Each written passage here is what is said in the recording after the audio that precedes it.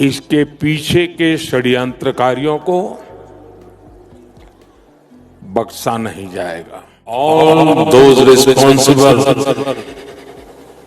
will be brought to justice. तो बहुत स्वागत आज की इस वीडियो में। मैं आपका क्या ही करूं, क्योंकि खबरें जिस तरह की निकल कर आ रही है वो बिल्कुल भी अच्छी नहीं है और हम सभी लोग समझ पा रहे हैं कि भारत इस समय एक बहुत ही बड़े क्राइसिस के दौर से गुजर रहा है।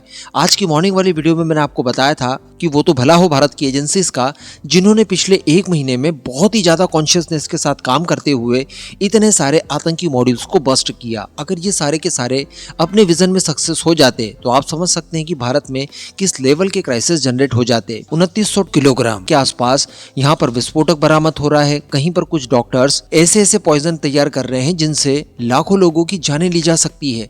लेकिन इन सभी मॉड्यूल्स को बहुत ही स्मार्टनेस के साथ हमारी एजेंसीज ने बस्ट कर दिया। बताया जा रहा है कि यही सारे कारण थे कि पैनिक में आकर बचे हुए आतंकियों ने दिल्ली में कल रात को वो ब्लास्ट किया, जिसको लेकर भी मैंने आपको बताया था कि इस ब्लास्ट की सभी एंगल से जांच की जा रही है और पता करने की कोशिश की जा रही है कि ब्लास्ट के पीछे वास्तविक कारण क्या थे। क्या यहाँ पर कोई आतंकी हमला था या फिर सीएनजी किट वगैरह में कोई ब्लास्ट हुआ। हालांकि जिस इंटेंसिटी का ये ब्लास्ट था और जो कैजुअलिटीज हुई है, जिसके बारे में बताया जा रहा है कि लगभग 10 के आसपास आम इनोसेंट लोग यहाँ पर मारे गए हैं, 24 के आसपास घायल बताए जा रहे हैं, तो इतना बड़ा ब्लास्ट सीएनजी का तो नहीं लगता। हालांकि फिर भी अभी कंफर्मेशन बाकी है। लेकिन जो एफआईआर पंजीकृत की गई है उसमें यूएपीए की धाराएं लगाई गई हैं। तो कहने का मतलब यहाँ पर आतंकी हमले की गुंजाइश ज्यादा बनती हुई दिखाई दे रही है। लेकिन फिर भी हम लोग कंफर्मेशन का वेट करेंगे।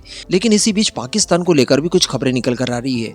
बताया ये जा रहा है कि इस समय पैनिक भारत के साथ साथ पाकिस्तान के अंदर भी है, क्योंकि पाकिस्तान इस समय जानता है कि अगर यहाँ पर आतंकी कनेक्शन साबित हो जाता है, भारत को प्रूफ वगैरह मिल जाते हैं, तो भारत ने जो न्यू नॉर्मल सेट किया है कुछ ही समय पहले कि किसी भी आतंकी हमले को हम लोग एक्ट ऑफ वॉर मानेंगे और इसके बाद उसी प्रकार की कार्रवाई भी भारत की ट्राई फोर्सेस करेगी। तो ऐसी परिस्थिति में पाकिस्तान बच नहीं पाएगा। ऑलरेडी पाकिस्तान की 11 एयर बेसेस हम लोगों ने ऑपरेशन सिंदूर में तबाह कर दिए हैं। कई सारे उनके फाइटर जेट मारकर गिरा दिए हैं। उनके पास ना तो ढंग के एयर डिफेंस सिस्टम्स हैं और ना ही उनका मनोबल इतना हाई है कि वो भारत के साथ कोई बड़ा युद्ध कर पाए। ऐसी परिस्थितियों से निपटने के लिए बताया ये जा रहा है कि पाकिस्तान ने अपनी तीनों फोर्सेस को अलर्ट मोड पर डाल दिया है और उनकी फोर्सेस द्वारा पेट्रोलिंग वगैरह का काम भी शुरू कर दिया गया है। आप रेफरेंस के तौर पर स्क्रीन पर आर्टिकल पढ़ सकते हैं। इनमें बताया ये जा रहा है कि राजस्थान से लगने वाली सीमाओं के आसपास पाकिस्तान की वायुसेना ने गश्ती करना शुरू कर दिया है, जो कि लगभग 1000 किलोमीटर लंबा बॉर्डर है। इस पूरे क्षेत्र में पाकिस्तान काफी ज्यादा हाई अलर्ट है। हालांकि अलर्ट पर हमारी फोर्सेस भी है और हमारी फोर्सेस भी इस समय पूरी तरह से तैयार है किसी भी तरह के कॉन्फ्लिक्ट से निपटने के लिए। साथ ही यहाँ पर पाकिस्तान को इस बात का भी डर होगा निश्चित रूप से कि भारत ने जो न्यू नॉर्मल सेट किया है कि आप किसी भी टेरर अटैक को हम लोग एक्ट ऑफ वॉर मानेंगे।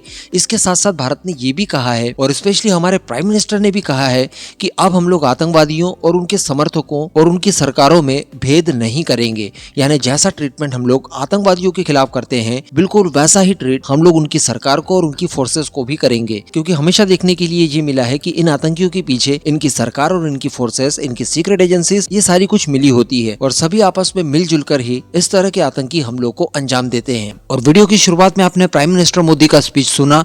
उन्होंने दिल्ली अटैक के पीछे सभी दोषियों को इंग्लिश भाषा का इस्तेमाल करके धमकी दी है। आप सभी को शायद याद होगा कि ऑपरेशन सिंदूर के ठीक पहले भी प्राइम मिनिस्टर मोदी ने पहलगाम के सभी दोषियों को इंग्लिश भाषा में चेताया था। उसके बाद ऑपरेशन शुरू हुआ था। तो यहाँ पर भी स्वतः समझा जा सकता है कि प्राइम मिनिस्टर मोदी ने ऑपरेशन सिंदूर 2.0 का उद्घोष कर दिया है। इसके साथ साथ बताया ये भी जा रहा है कि यूके हो, फ्रांस हो, अमेरिका हो, इन्होंने भी अपने नागरिक जो कि भारत में इस समय उपस्थित हैं, उन सभी के लिए एडवाइजरी जारी की है। जैसे कि यूके की अगर बात की जाए तो बताया जा रहा है कि यूके के विदेश मंत्रालय ने अपने नागरिकों को सलाह दी है कि भारत पाकिस्तान सीमा के नजदीक न जाएं और स्पष्ट चेतावनी दी गई है कि इस सीमा से कम 10 किलोमीटर की दूरी मेंटेन करके रखें। कहने का मतलब इन्हें शायद आभास हो गया हो कि अगर पाकिस्तान इसमें दोषी पाया जाता है, जिसकी संभावनाएं काफी ज्यादा है, तो निश्चित तौर पर भारत कड़ा एक्शन जरूर लेगा। अमेरिका और फ्रांस के दूतावास ने भी अपने नागरिकों को ये कहा है कि पर्यटक स्थलों पर, ज्यादा भीड़ भाड़ वाले इलाकों में और साथ ही जहाँ पर ब्लास्ट हुआ है यानी लाल किले से लगे हुए क्षेत्र में, वहाँ पर भी न जाएं और कोशिश करें कि घटना स्थल से दूरी रहे। तो ये सारी चीजें निकलकर अभी तक सामने आई है जो मैंने अभी आपको वीडियो में बताया। बाकी सारे अपडेट्स के लिए आप चैनल पर बने रहिए। साथ ही हमें RTI पर जरूर ज्वाइन करें। आपको लिंक डिस्क्रिप्शन में मिल जाएगी या आप सिंपली सर्च कर सकते हैं खंडवा वाला, आपको हमारा पेज मिल जाएगा।